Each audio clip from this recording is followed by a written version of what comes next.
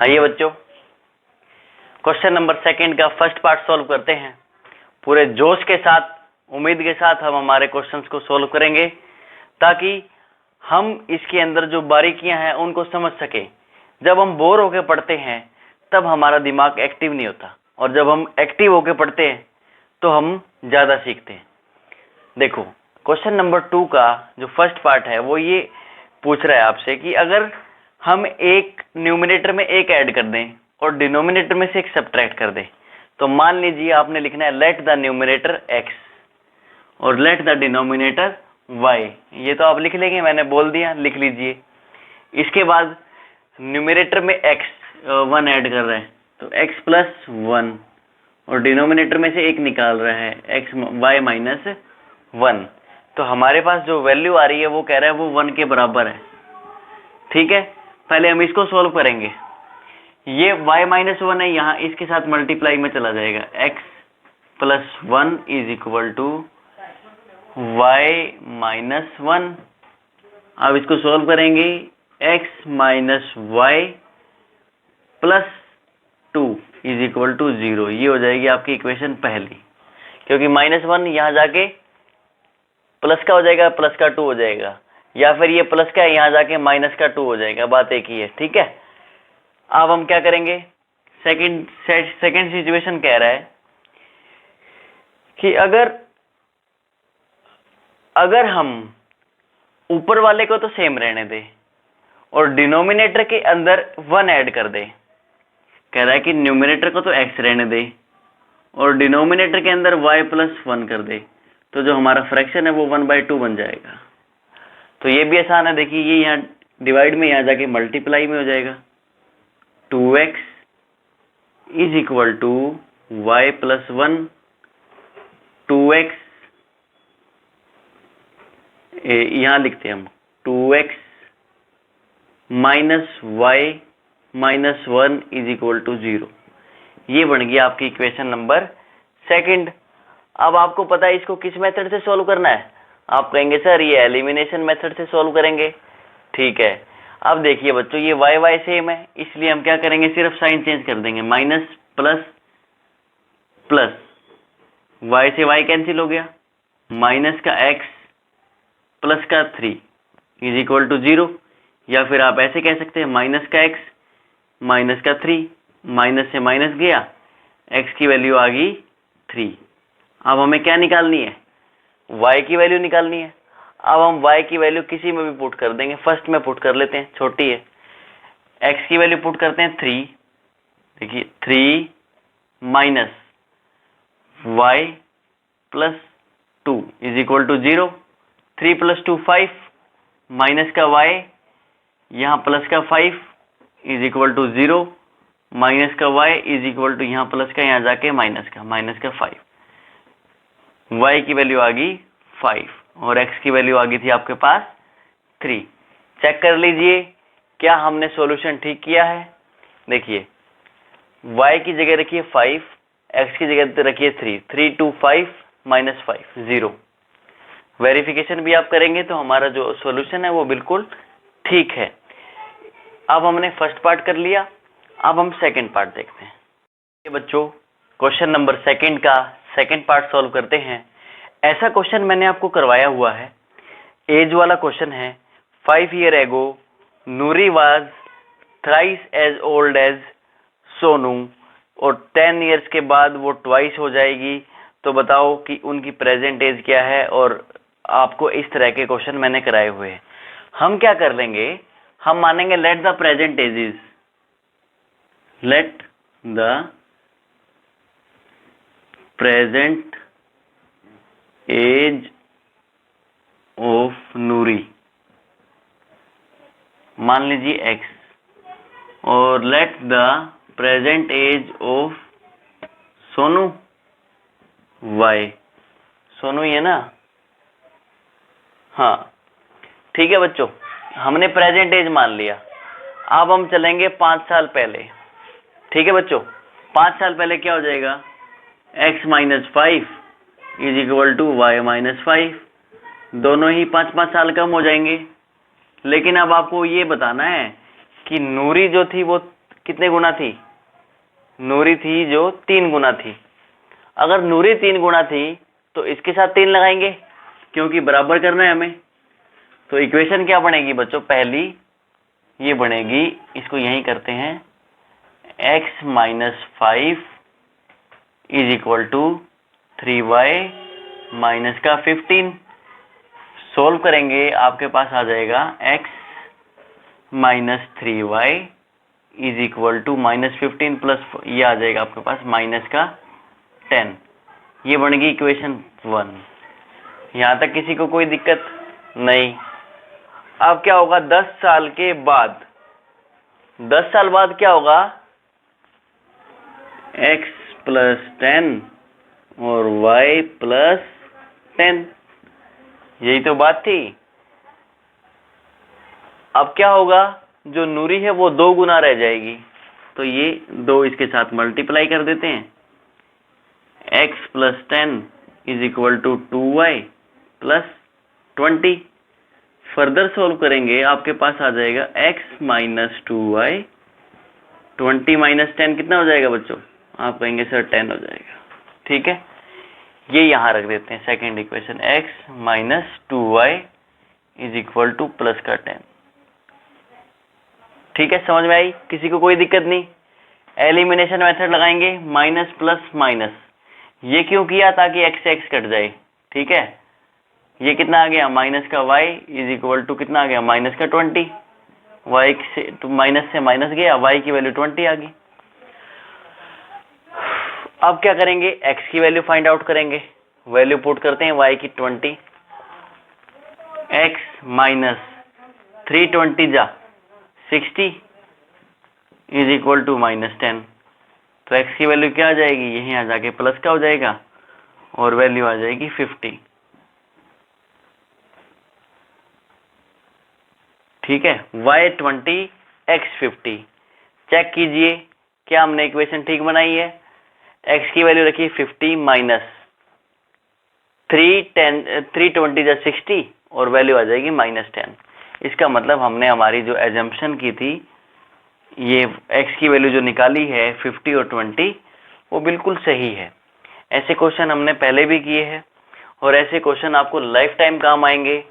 जब भी आप किसी गवर्नमेंट सर्विस का एग्जाम देंगे आने वाले टाइम में, ऐसे क्वेश्चन आपको बहुत ज्यादा देखने को मिलते हैं।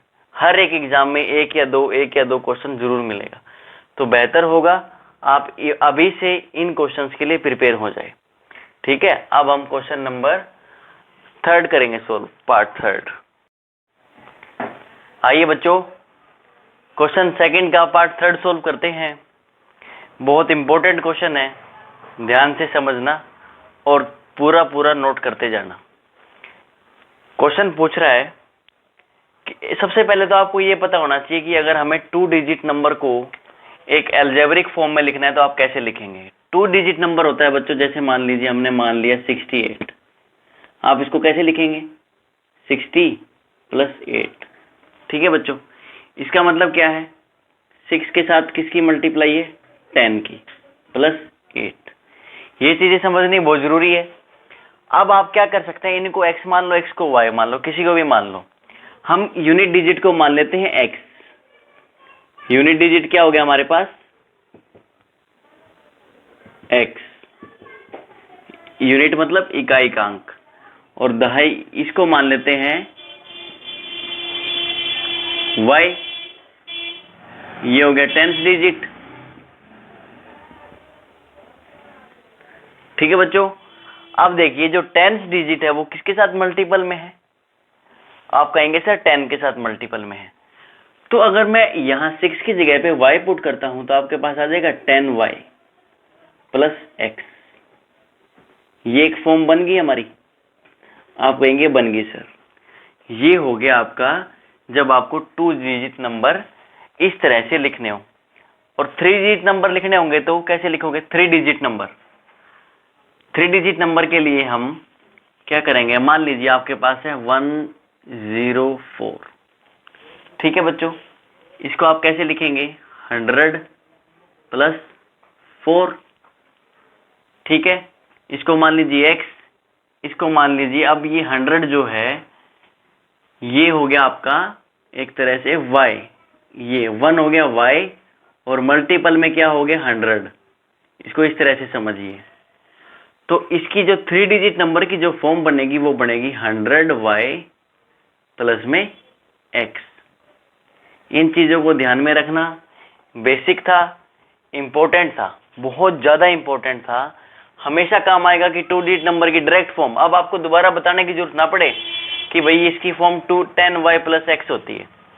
ठीक है, अब हम क्वेश्चन की तरफ बढ़ते हैं। कह रहे हैं कि जो 2 डिजिट नंबर है उनका अगर सम करेंगे तो 9 आ रहा है। जैसे मतलब इसका सम करेंगे तो 8 + 6 14 आ रहा है। ऐसे कोई नंबर है जिसका आप सम करोगे तो वो 9 आएगा।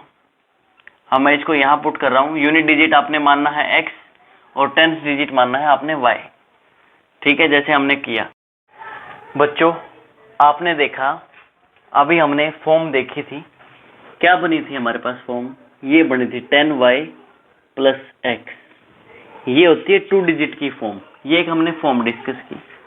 आपको दिया है, अगर आप इन डिजिट्स को प्लस करते हैं, मतलब डिजिट तो यही होंगे ना। यहाँ मान लो 58 है तो 5 और 8 को ही प्लस करोगे, 10 का तो कोई रोल नहीं है उसके अंदर।